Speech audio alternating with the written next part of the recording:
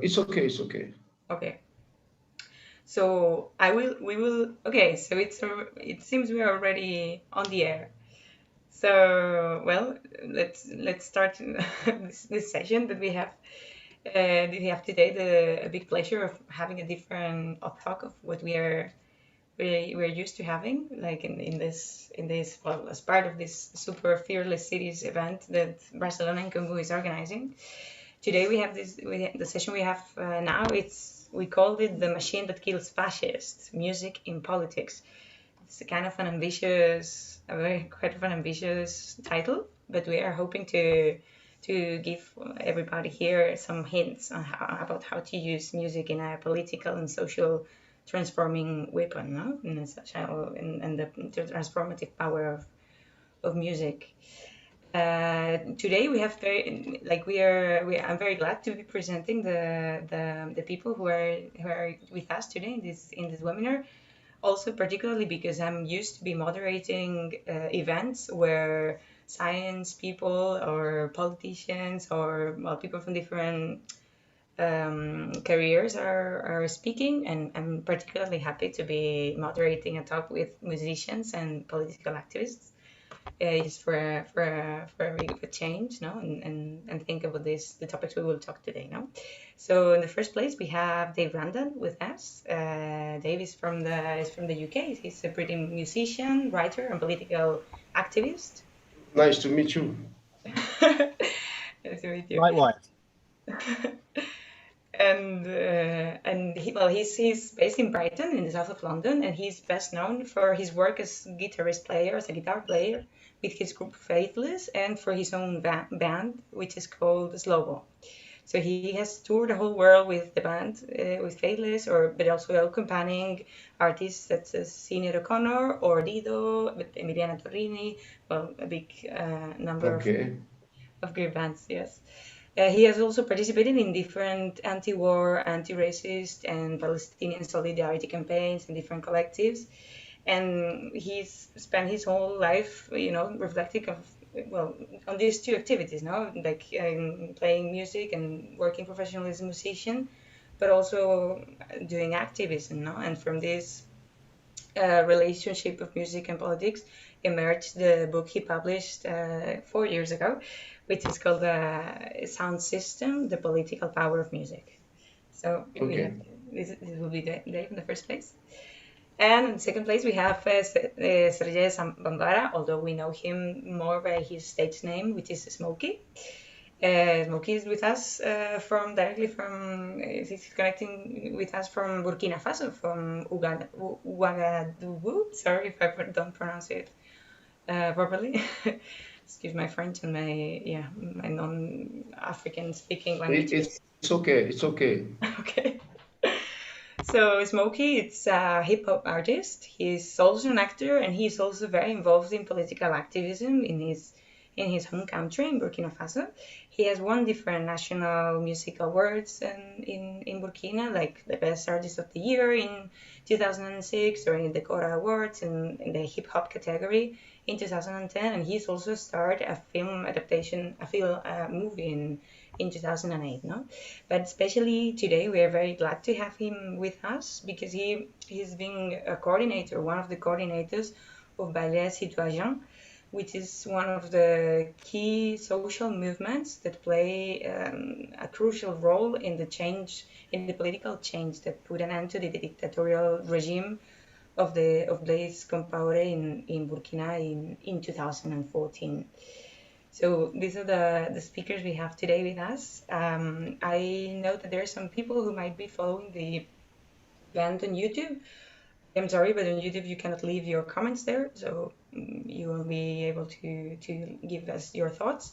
But to everybody who is following the event on Zoom, please give us all your thoughts and ideas on the chat, and I will try to present them to our speakers during this hour that we will be talking, because our goal is to finish in 8:45 latest, so we can have consider in the evening. So just to start with, we want to start from very from the very big questions, right? Like we have this question, like super basic. We always have this sentence in, or this saying, no, that's attributed to Emma Goldman, that we repeat a lot in Barcelona and Comú, that if I can dance, I don't want to be part of your revolution, no? So this is something that we always keep in our activist DNA, that music is a crucial part of political activism and political action. And our first question would be whether is it possible to have a revolution without music? Is there any political movement that didn't have a soundtrack? Dave, Is do you it a want to go? question?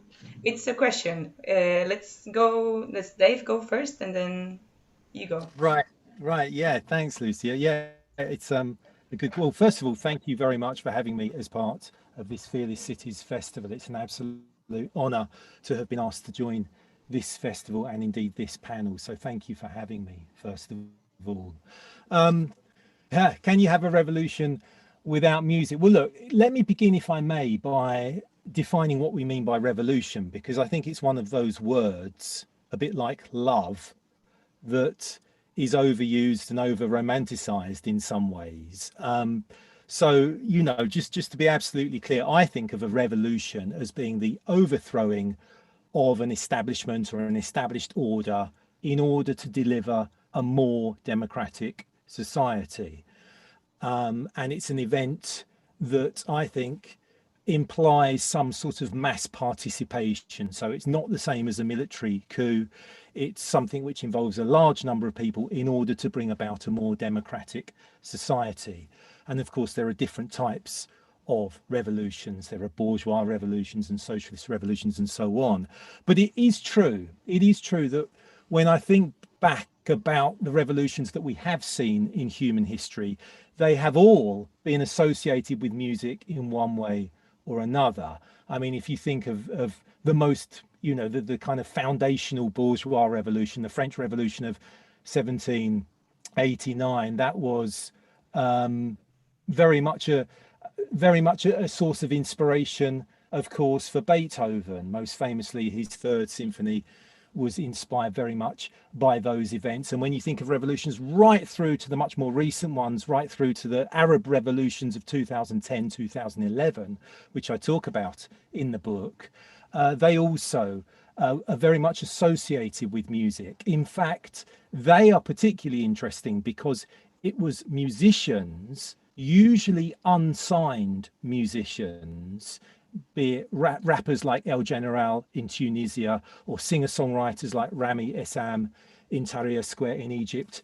It was musicians who tended to unite people around a set of political demands, and musicians who gave people some confidence to occupy the squares and to make the revolution possible. So I think it's true that music is almost always associated with revolutions and should be. I mean, I like the quote. I mean, revolutions are all about the freeing of the human spirit. They should be celebrations. Of course, what happens afterwards is very often counter-revolution, and that's a completely different story. But revolutions themselves are very exciting and should be sung about and should be danced and celebrated. But can I add one thing, because I think it's important, Lucia, is that yes, although music is very often a part of revolutions, we shouldn't fool ourselves into thinking that it's a central part. It's not a central part of any revolution. Let's be clear. If any significant political change is to take place, I believe you need at least two of three different factors. You need at least two to converge. One is the election of progressive politicians. And so, you know, even Lenin, the Russian revolutionary, argued against the people who he called ultra-leftists. He argued that, no, we need to get politicians elected to the Duma. And he was quite successful in doing that before the 1905 revolution. So you need political representatives using parliament to talk about ambitious new ideas. Secondly, you need people willing to take to the streets. You need mass movements, people who are willing to come out en masse to demand political change. And thirdly, and I think most importantly, you need workers who are willing to go on strike for political demands. Ideally, you need a general strike right across different workforces in order to demand a more democratic society. So let's be clear, those are the most important things, but I do think that music can help to create the circumstances where those things are more likely to happen.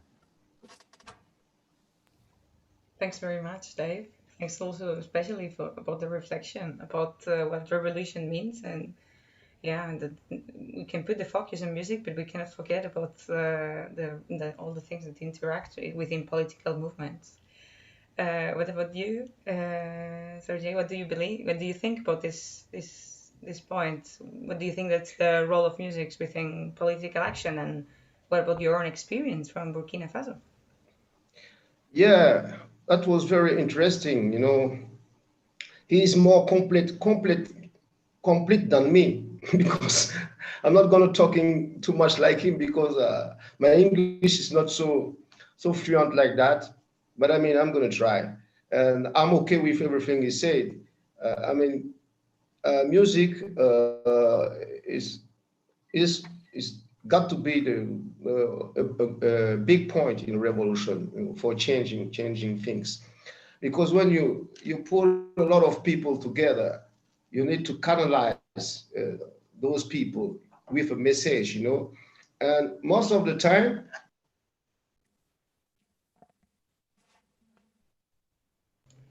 Wait a second, Smokey. Wait a second. I think you muted your microphone unintentionally. You know this? Do you have this symbol of a? Yeah. is it okay now? Yes. Okay.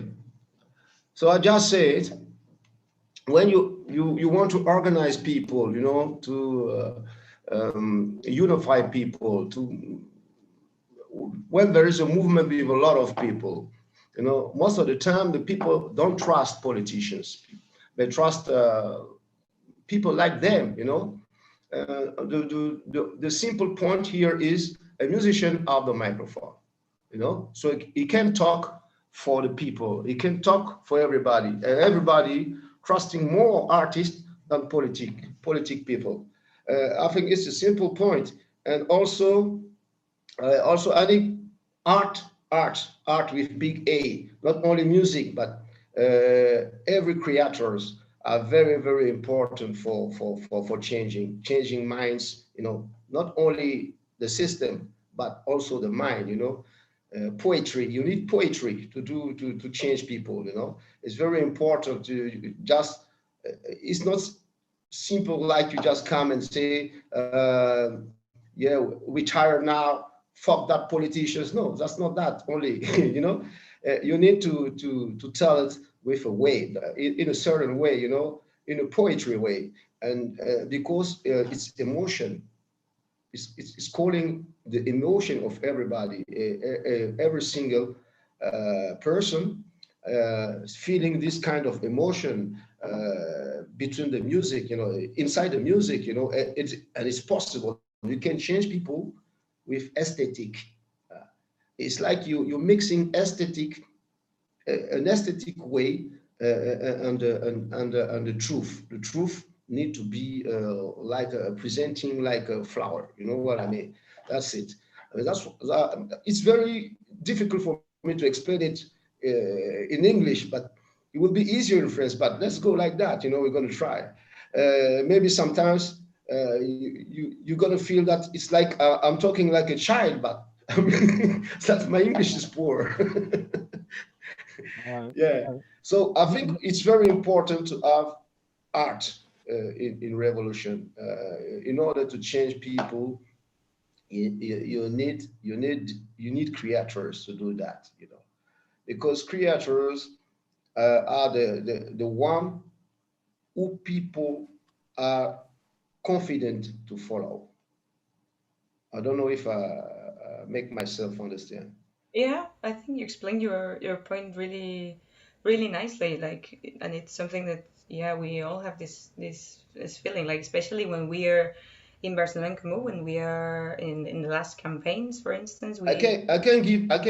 Just give an example. For example, um, for the it's an example before the insurrection of 2014 in Burkina Faso.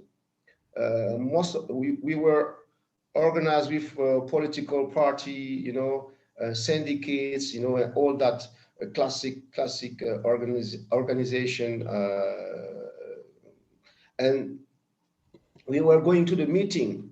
When I say we, that was my comrade and me, and most of the time the politicians call us to come and take the microphone, talk to the people, because people asking, we want to hear some Scalaja, we want to hear Smokey. So when we come, we're speaking to the people, and then when we get it, when we getting down the stage and leaving the meeting, a lot of people are following us, and we're starting to understand now that that people are more confident with us than all the politicians, and that's why we're starting now to think about creating a movement, this movement, Ballet Citoyen, Citizen Group, because people were following us, even if we don't have anything to give to them, no money, no t-shirts, no stuff like that, but they were just following because they were agree with it's a question of credibility, and we got before this street credibility, so I mean, this can make the revolution easier to do. It's Yes. like I think musicians are the oil of the mechanic, we are oiling the mechanic, that's it, of Nice. the transformation. Can I jump in, Lucia? Is that okay? Please do, please do. Um, I thought that was beautifully put, Smokey. I think you described the role that music plays so well, and thank you for speaking English. I know that you would prefer to be speaking in French, and I think it's partly as an act of kindness to me that we are all speaking English. So I'm sorry about that. I'm sorry about No problem. my poor language skills. So I really appreciate it. Um, I I just want to point out. I'm sure you would agree, but I wanted to point out that that people with power, people at the top of society with power, I think that they understand this. They understand that musicians are often the ones with the credibility. Musicians are often, or artists in general, are often the people who are trusted by large numbers of people in society. You see, they know that. And so, one of the dangers that we need to be aware of and that we need to talk about, I think, is the danger that musicians are co opted, that rather than becoming the oil for revolution and social progress, instead they become the oil for corporate capitalism and imperialism and all of the things which we, I think, have misgivings and critiques of, misgivings about and critiques of. So, one simple example is the way in which music is used for adverts, often just to sell us things that we really don't need, things that perhaps don't even need to be produced. And I think perhaps later on we'll talk about, the whole issue of climate change and climate emergency and so on. So I think that we need to do everything we can to ensure that what we are oiling is the machine driving the world in a progressive direction, because if we're not careful, we will be co-opted, and we'll find that actually all of the best music is being used, by the established order, just to continue to generate profits. So this idea of co-option, I think, is something we need to be aware of. It's a good point. That's Yeah. why we have been created this movement, because it's not only playing a role in one time, it's also follow everything, and if we didn't do that, for example, we never could fight the putsch in 2015 because we were obliged to go in the street again to fight the putschists. Fortunately, the people of Burkina Faso won, but it was not easy. And so when you do that, you need to assume the responsibility of everything, you know. And this is very hard to carry.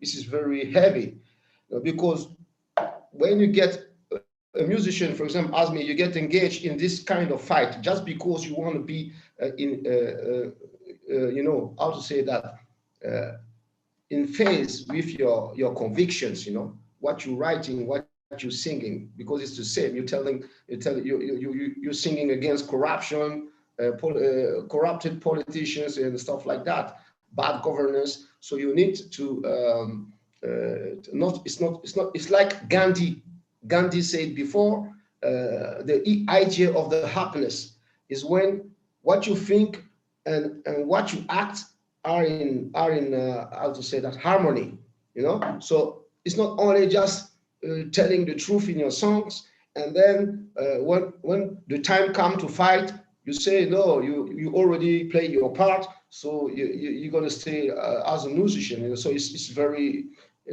easy. So you need to assume that, because I lost a part of my credibility since I get engaged in this political thing in the revolution, because forcément the politicians try to destroy us, all the movement. So you know, a lot of lying on internet, a lot of things, you know. Smokey have a big car. I don't have any fucking big car now. Smokey have a big house. He take a lot of billions. He took a lot of billions from the other politicians, you know, stuff like that. So if you are not concentrate on your objective, why you came in this on the street to change things, to change the problem of your brothers and sisters, you're gonna be lost, and maybe you're gonna discourage yourself, you know, and stop to fight. And this is ça c'est un piège, because that's why we're telling to our comrade, you are not fighting for people, you are not fighting for politicians, you are fighting for you. You're fighting for you just to defend your convictions. That's the only way. Even if you feel like somebody shit on you, or you're not okay now with the things, the way they are going, you can still continue to fight, because you are fighting only for your convictions. And that's the point. That's what I'm trying to do. And you need to be to find the force, the strength to continue this fight, you know. And there's a time you're thinking, yo, you know, everything is dead now, so I can have a rest. No rest. I think that's why they say la lucha continua, because there is no rest, you know. You know, the once you think, you know, now you can get a rest, things are becoming again, you know, and the little brothers, they are every time asking about us, you know. Oh, grand brother, I didn't heard you about that situation. You didn't do something for that situation. We can do everything. It's not possible for us, but I mean, people are asking a lot more and more, you know. So we need to find a strategy to think different, because a musician can be a star, it's possible, or a lead in a concert, in his group. But in this political fight, everybody has to be a leader. It's not only one person, it's not two persons. Everybody have to learn to be a leader. That's the only way, even if I'm not here tomorrow, because I also want to do something else, drink a beer, you know, and go somewhere. Somebody also have to risk his life now, and you know, to defend his convictions. But I mean, that's what we're trying to do in our movement now. We're trying to make the young people take the lead of this movement and continues this fight, because it has to be a kind of relay. You know, when you're running and you give the stick to somebody else, you know, that's it. It's a long running, and it's also, it has to be a course of relay, a run of relay. You know. Thanks very much, Smokey, and thanks very much for all the interaction that was going on here, because actually you covered many of the questions I'm already I had in mind. Nevertheless, I would like to deepen a bit more in one of the things that Smokey already mentioned, which is this: what is the impact, what is the effect for musicians who signify themselves politically? No, like you explained, Smokey, that because of you becoming involved into politics, you jump to a public, to a public exposition that you might have before, but now it's linked to a different meaning, no? And now you receive some exposition and some attention that, yeah, that it's associated to a political movement, and therefore you get political attacks, no? And this is something that if you had stayed as a hip hop musician, you wouldn't have had, right? So this would be a question for Dave as well. Like, did you, like, because of taking this step forward and signifying yourself with some causes, you think it has damaged somehow your professional career, no? Like, whether does it happen or not? Because, for instance, we sometimes find it hard to like, or no, it generally, like, for instance, in the US, in the United States, it's quite common for musicians to support political leaders, to give support to political parties.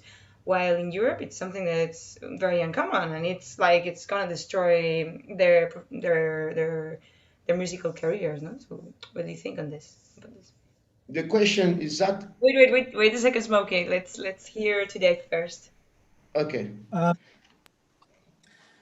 Yeah, I mean, there's a lot to unpack there. I mean, the first thing to say, I suppose, is that when musicians support politicians, which I think is what you were talking about at the end of your question, sometimes the musicians get it wrong. I mean, some musicians just have bad politics, you know, and we need to be clear about that. Not all musicians get the politics bit right.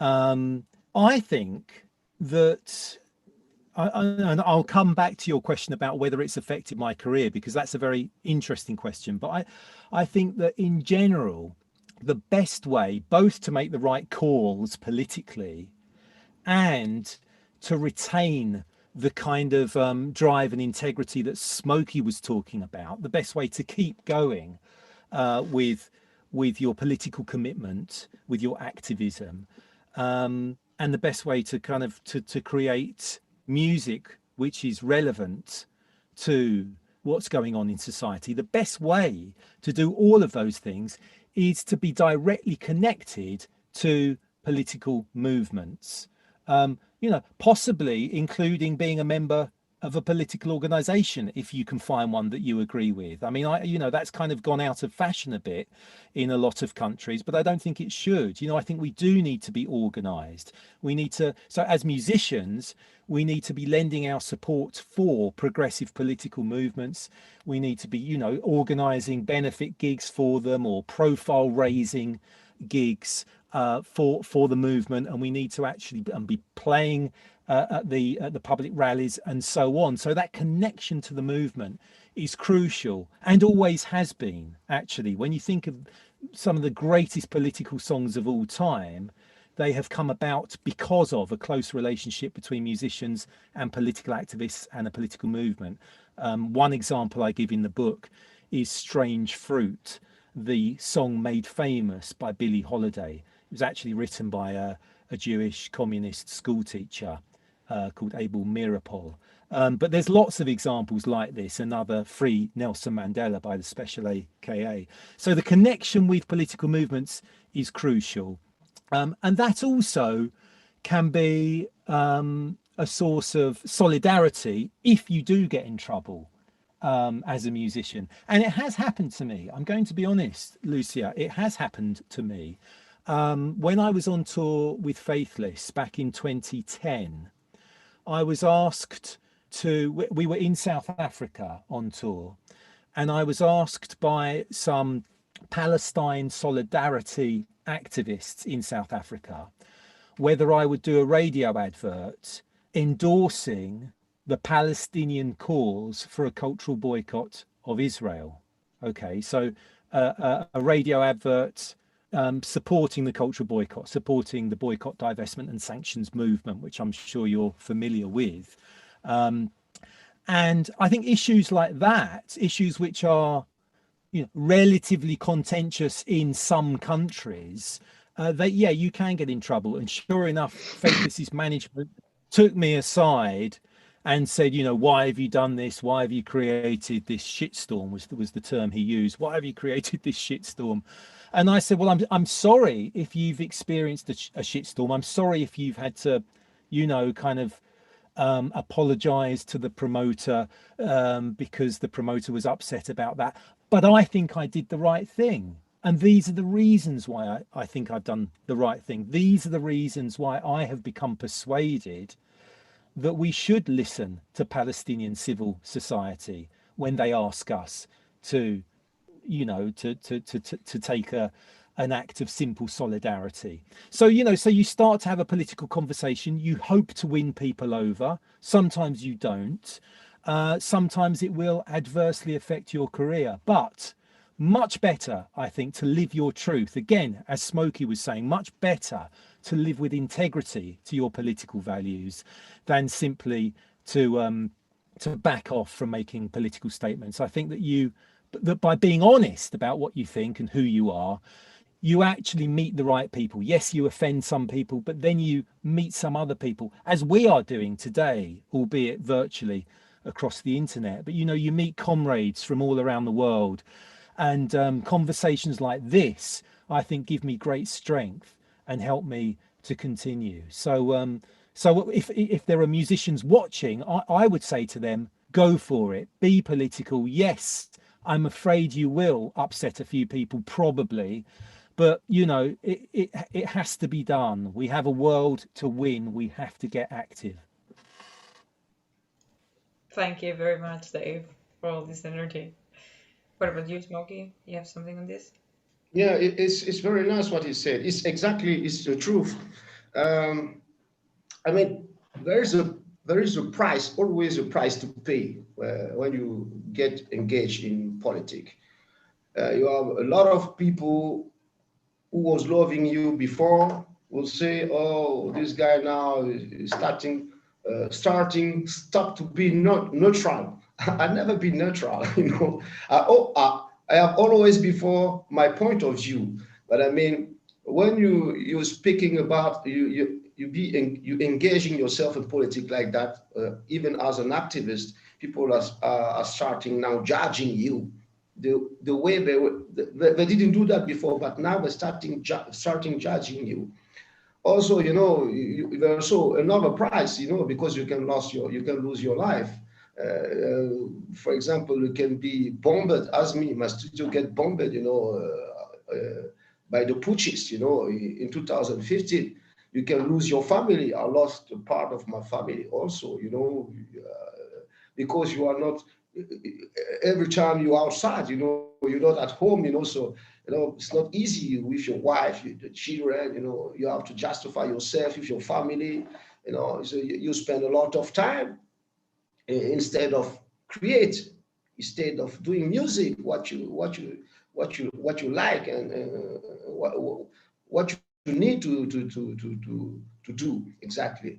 Well, so things like that. It's a sacrifice. You need to understand that it's a sacrifice, and as all the sacrifices, there is always a tribute to pay. And what is said also, when you get in a political party, absolutely you have more protection. But for example, me, I never played for a political party, never. I'm against paying for political party. So I never do that. Even for the one I think is a good one, or I don't play for him. So there is a lot of, I'm obliged most of the time to organize my concerts. Nobody is organizing the concert for me, So I organize it myself, just to be independent. I don't want to depend on anybody, even for my protection. The little thing I found is to be a friend of a lot of medias, a lot of journalists. This is also thing that the politicians most of the time they're afraid about the journalists, the media. So if you know a lot of people in media, they're afraid to do something against you. But I have an example of a friend, a rapper also from Cameroon. He get, because we are disputing every time. He said, "No, Smokey, I don't do like you, because as you're doing is it's just bullshit. Because you only an activist, so you don't have any control about the political machine.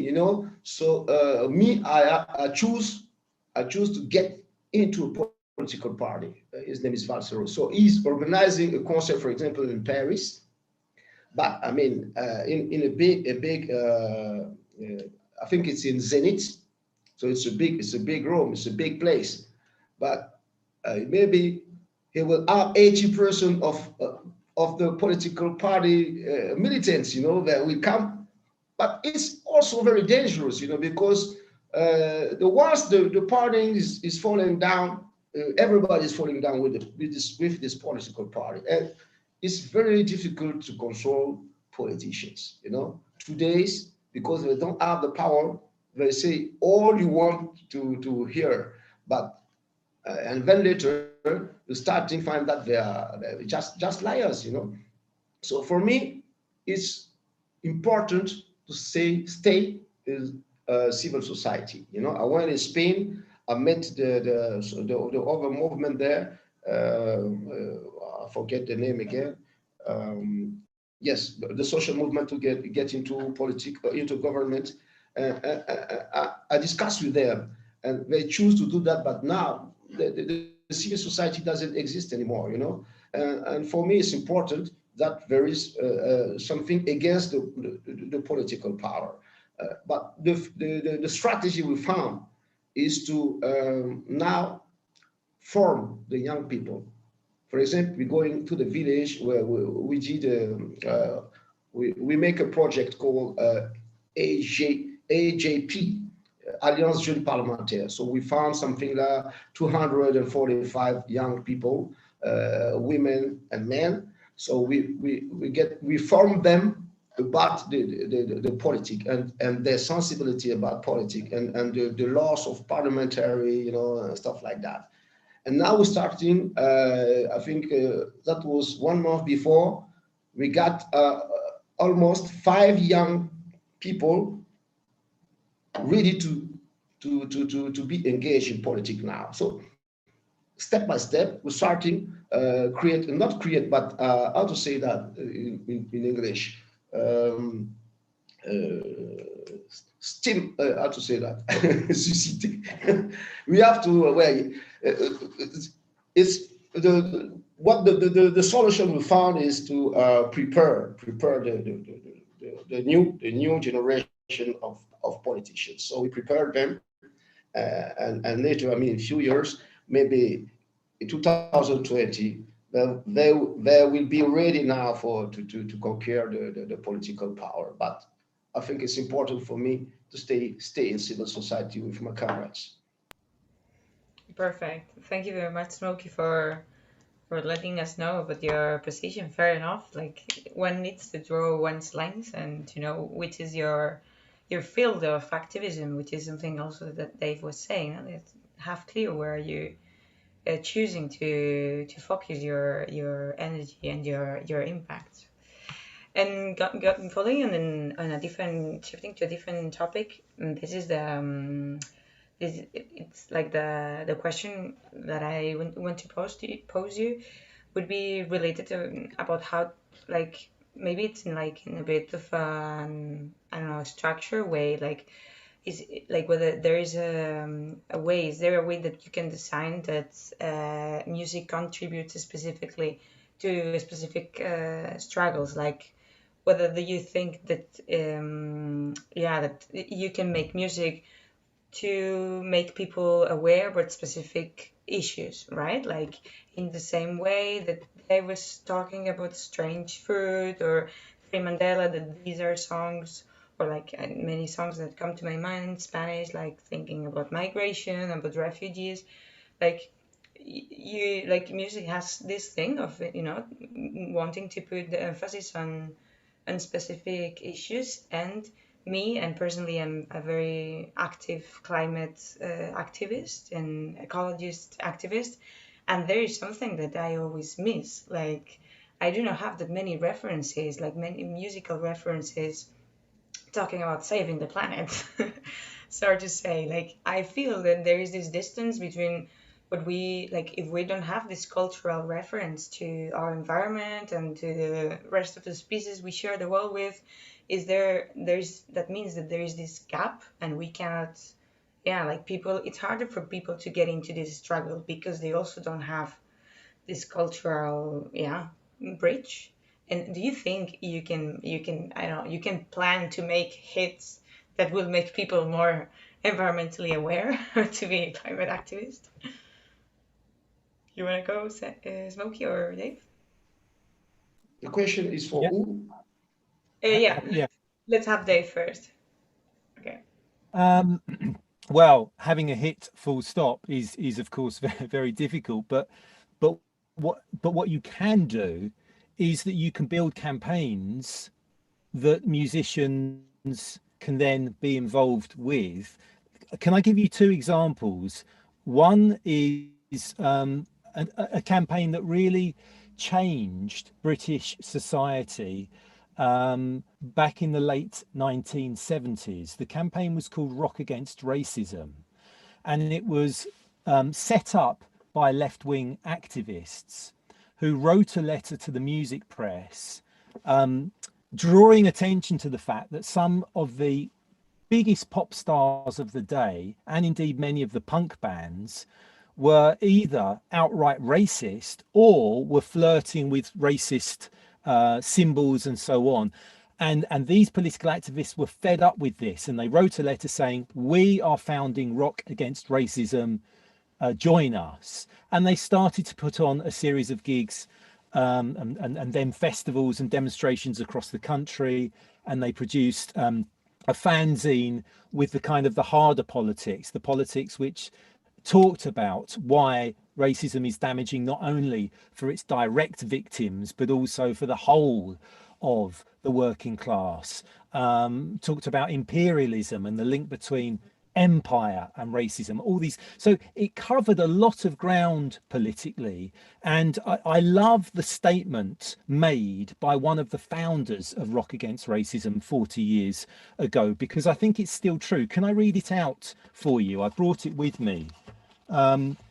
So one of the founders of Rock Against Racism said this. He said that the experience of that campaign, he says, had taught us a golden political rule: how people find their pleasure, entertainment, and celebration is also how they find their sexual identity, their political courage, and their strength to change. And so you're absolutely right, Lucia. You know, if music can do these things, if it can give you the strength to try to change the world, then what about one of the most pressing issues of the moment, you know, climate catastrophe?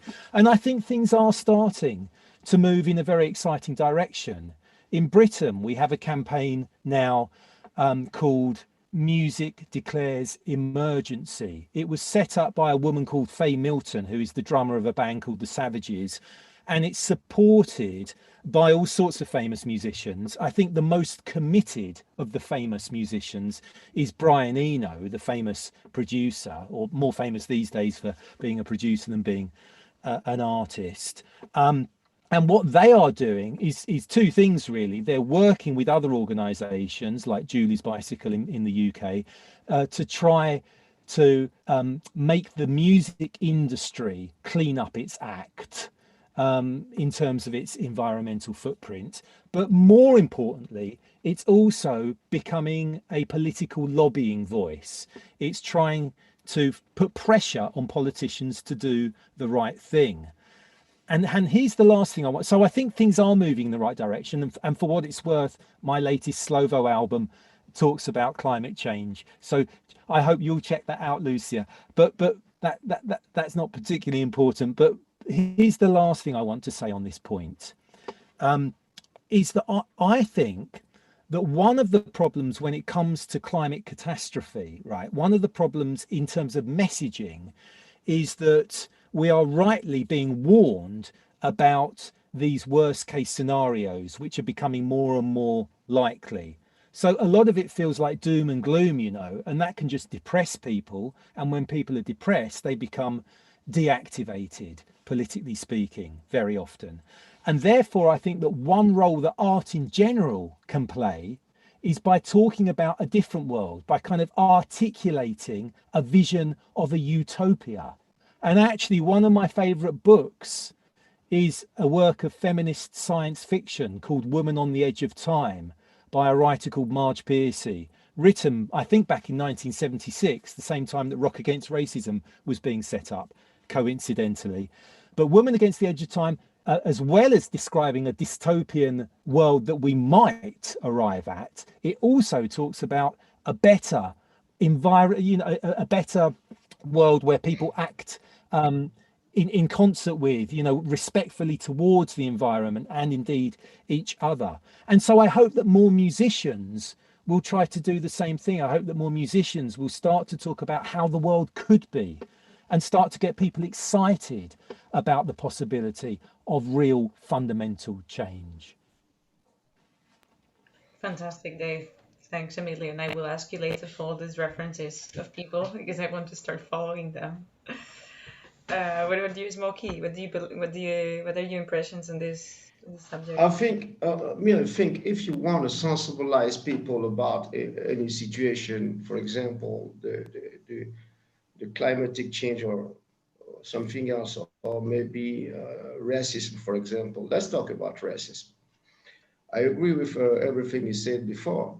There is just only thing. I think the more simple the message is, the more success is possible. Because when you're talking about racism like that, racism is a lot of things, you know, racism against black, against yellow, against youth, against a lot of things, you know, Arabian, etc. But if you precise it, I think it's easier to change the way people are thinking, because it's a big subject. It's like you doing a song about freedom, for example, freedom for who, especially who, you know. I mean, it's cool, it's nice, but as you've seen, even if this big project that he was talking about was singing against racism and get success, we still have racism, a lot of racism today. Music didn't change it, you know. Probably music will not change also. Stopping people running against the world, the climate, things like that.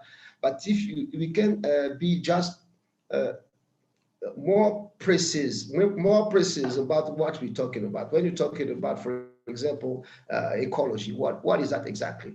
Don't throw a plastic object, for example, in the nature. It's enough. Don't go more than that. If you do more, you lose people. And you have some people who are not how to say that, ready to stop everything in one coup. You know, it has to be in steps. You know, first of all, let's stop using plastic bags, and also it can be, as you said, a big campaign, because if it's only one person or one artist or two doing that. I mean, you need. It's going to be very difficult, you know. because you will be obliged not to say that like that. It has to be something like I'll say that a widened message. You a song to have a success have to be like, it's just an artistic song. But if people feel it like it's a commercial message, or it's a commanding, I don't know, it's ordering song. So it's very difficult for this song to get success. But I agree with him. We need to do a kind of big campaign, with a lot of people pushing it, a lot of medias also pushing it. This can help us for We Are the World with Michael Jackson and all the artists. That was also, and even there were also a big a song with I think Peter Gabriel, and a lot of artists like that from England, in 1990, something like that. That was also a big success, but I mean, it was a big machine also, everybody had to get in this concept, and Coluche also, the comedian, the humorist, the French humorist, he did that also with Les Enfoirés, and his big restaurant for poor people in France. He did a big campaign like that also, and he works. He's still working there today. Thank you very much for all the reflections. I particularly agree with you saying that you cannot ask people for too many things at one time. And when it comes to, with things as complex as ecology, definitely it's better to split things in smaller pieces, right? Well, I had 2 questions left. I see that there are not that many people, like people in the chat are not that very active. So I don't know, like I had this question regarding gender, like let's see if we have time for both of them. One of them was related to the gender gap that we see in music generally. Like in most of the world, it's always very hard to find women on stages. Not as hard to find them as main singers, but it's always hard to find them as musicians, right? I think as to see them like in production as well, like to be in the, like, you think this has been improving in the last decades or in the last years, or you have the feeling, like me personally, I come from a festival this weekend. My voice is still a bit sore from that. I'm really happy I had the chance of being at the festival after this year and a half of pandemics. And there I could realize that most of you always realize that most of the musicians are men. And there was this one band who was all formed by women. And they make always this experiment that they take one person of the public to jump to the stage and play one of the songs. Like they can play any instrument, and they do this as a way to include women on stages because they didn't have the same opportunity. So it's really amazing to see that somebody, like a big fan, just jumps on the stage and starts playing the bass because they know the song and they're just playing it. So it's something very symbolic, but it's super powerful because in the end, I as a woman, I get a bit exhausted of watching mostly men playing, like of the bands and everything. So, like, I don't know, what is your perception of why is it hard for women to reach the stages?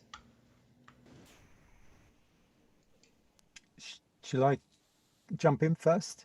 Yeah. Well, I think it's I think that when it comes to musicians, we have to unpick the whole kind of sexist expectations that exist in society as a whole, and we have to look at music education and to really think about whether the choice of instrument in a kids' music school is kind of weighted according to gender? In other words, are girls encouraged to pick up the violin and boys pick up the drums, you know? And if so, why? You know, I think there's a lot to unpick, but there are some very concrete problems in the music industry, which I think we can talk about directly. I mean, for one thing, when I talked about this in the book, so I did a bit of research. So the research will be from like 2016. But at that time, only 32% of record company employees were women, only 32%. And that percentage falls with seniority. So less and less in more senior positions. And so when I looked at the Billboard Power 100 list, so this list of the most powerful people in the music industry globally, only 10% of them were women, and only 2% were women of color. So you think of how many women of color, people like Beyonce and so on, you think of how many artists are earning huge sums of money for the industry. And yet, when it comes to the really powerful people in the industry, very few are women, and only a tiny fraction are women of color. Now that needs to change. So at every level, it's not just women on stage, it's also women backstage, it's also road crews, it's women in the boardrooms of record companies and publishing companies, and so on. And I think that one simple solution, at least for festivals, is quotas. And I argue for this in the book. Why not have 50% of all acts must have women or people who identify as women or non-binary people in them, at least, or majority women. And I think that some festivals are starting to adopt that. Glastonbury, one of the biggest festivals in the world, has adopted that, at least as an ambition. Emily Evis has talked about this. So things are shifting, but I think we need to make sure that they shift not only on stage, but right across the industry. And for what it's worth, with my own band, Slovo, the latest album, we've only been able to do a live in lockdown performance because of course gigs have been closed, but I made sure that the whole band were women other than me, so the drummer, the percussionist, and it's fronted by a female singer. So you know, you can do that, or certainly in a city like London you can do that. There's lots of fantastic women musicians out there. Let's employ them, let's use them, let's be proactive about this, and let's also argue for quotas, I would say. Fantastic. Thanks a million, Dave, for this. What about how is the state of things in Burkina Faso, smoking? Yeah, okay. Before I answer this question, I have to say that I need to leave because I have a lot of calls, and but it's not important. But I mean, I need to record in my studio a song tonight, and left my office. Do you have 10 So more minutes? so that I will answer this question, and then I will oblige to go. Okay. It was a pleasure for me to discuss about that, even in English. Very glad to meet that great persons you are, and I hope that will not be the how to say that the last way we meet. And maybe you can also send me some questions, writing questions. I can answer you also writing and answer it to you. But women in music in Burkina Faso is, I think, also is starting growing, we're starting to have more and more women. But as you said before, as my friend said before, it's still it's not equal, you know. It's not 50%, you know. Maybe I don't know, maybe 30% of the musicians here in Burkina Faso are women, and but most of them are men. I don't know why. I think it's the same. It's like all the others jobs, you know, in society, you know, and women have to be more part of everything. They need to fight for that. It's a long fight, you know. And but I mean, it's starting with human solutions before. Human solutions, and then after human solutions, it's not possible to have everything. You know, it's like, for example, if it's a poor country with how to say that, a patriarchal country, with how to say that, all way of thinking, you know, to change all that things, you need before to clean the way the society is organized, you know. That's what the journalist Norbert Zongo was saying in 1998. There is no future of anybody if the country where you are living have no future. So before women can have future, you know, in Burkina Faso, I think we all need to think about the future of this space, of this country, and then we can think about the other things. Otherwise, somebody will say we are not like the Occidentals, the white people. We have our own, rules. We are so poor. We don't even have things to eat and stuff like that. So why you will fight only for the women? You have to fight for everybody. So it has to be. It's like you take the opportunity of fighting for a better society, and then inside this thematic to fight for a better society, you can fight for women. You can make women get more part in this society, maybe get better than the men also. It's possible, yeah, to organize it into this space of freedom. Yes, I guess I you. hope I answered your question. Yes, you did. You did. I think you pointed to the discussion here we have about intersectionality, right? That you cannot only focus on, and you cannot only focus on the gender division between men and women. Also, as Dave said, that you have to open it up and not just and to think. Because that's not the men who will fight you. If you try to protect only the women, that's not the men who will fight you. That's the women who will even fight you. Well, but You know what I'm trying to say. sometimes Yeah, it's a fight worth taking, I would say, yeah. because It's a global fight, yeah, with and this. then inside this global fight, we can how to say that, we can change a lot of things. But we have to be careful because this was, for instance, a debate similar to this took place in Spain in the 1930s in the Second Republic about whether to give vote to women or not. And some feminists were saying not to give vote to women because they would be conservative. They were very conservative. They would vote right wing. And that happened. It actually happened. Many women voted for the right wing, but we were one of the first countries in Europe where women could vote, and that meant a lot in those years, right? So this is a very, it's a very rich debate. And what I would say as a conclusion, so you can also, because you said you had to leave and I don't want to be stuck here, is the great value that the concept of intersectionality has to give us, that we have to look at all the struggles in a holistic way. We cannot be splitting them into separate pieces, and we need to bear in mind how is class affecting, what's the impact of race, what's the impact of gender, and all the different things and struggle in the way we design politics. So I don't know if you have time for this one question we have from the public, but if I, I'm obliged to. I'm obliged to leave. You know, too much message, too much calling, because I need to. I have a song to finish. I have to put my voice, and I absolutely need to finish it now because I have to give it for the mixing, and the sound I have to go for the press tomorrow. So I need to do that now.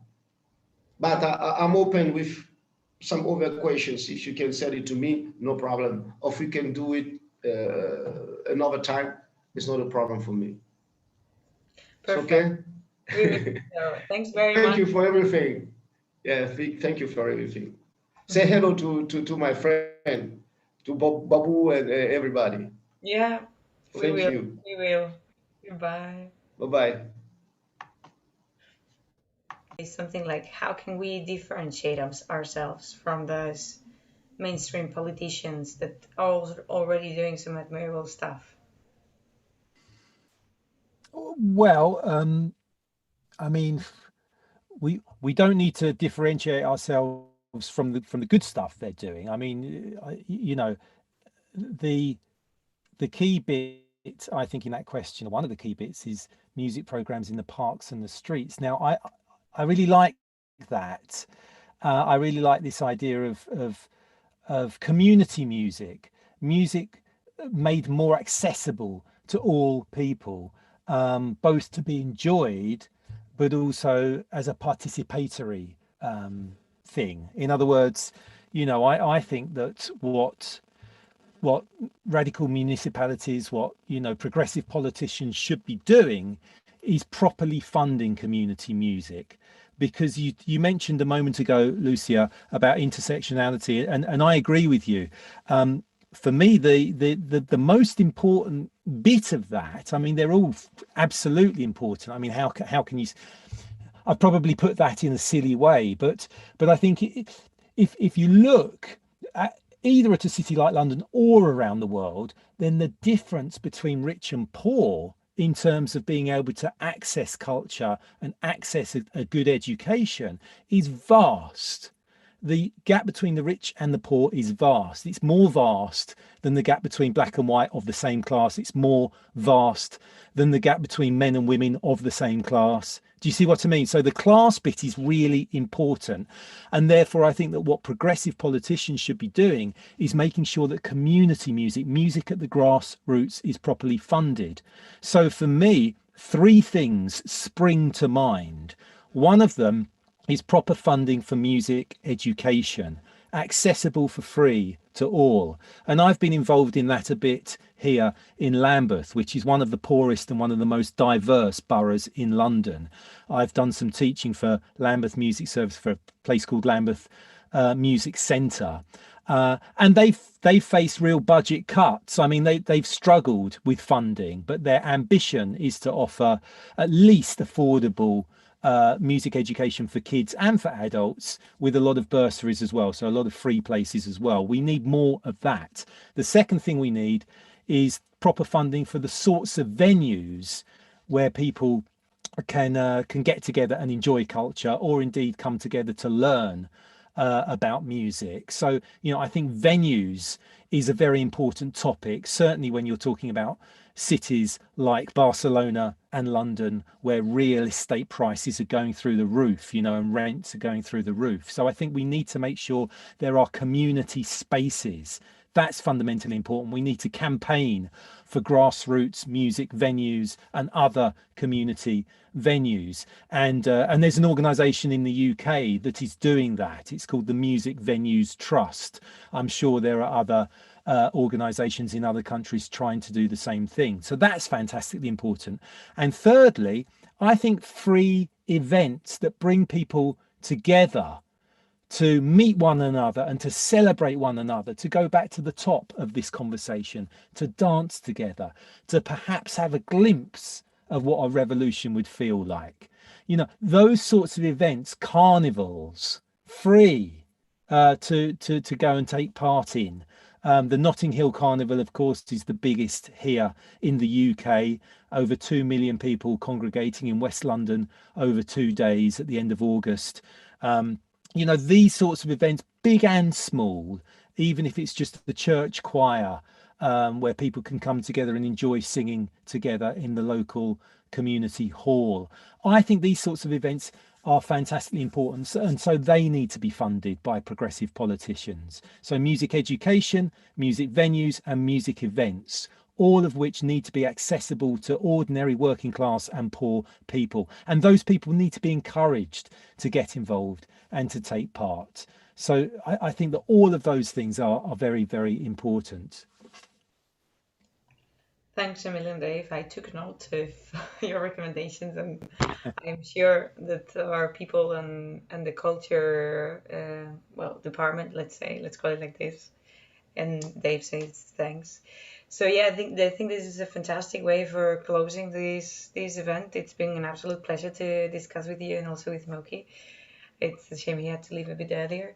And yeah, I hope this is the beginning of some international fearless festival we organize or something like this in Barcelona, because it will be something to do. I will tell this to the rest of the people in the event.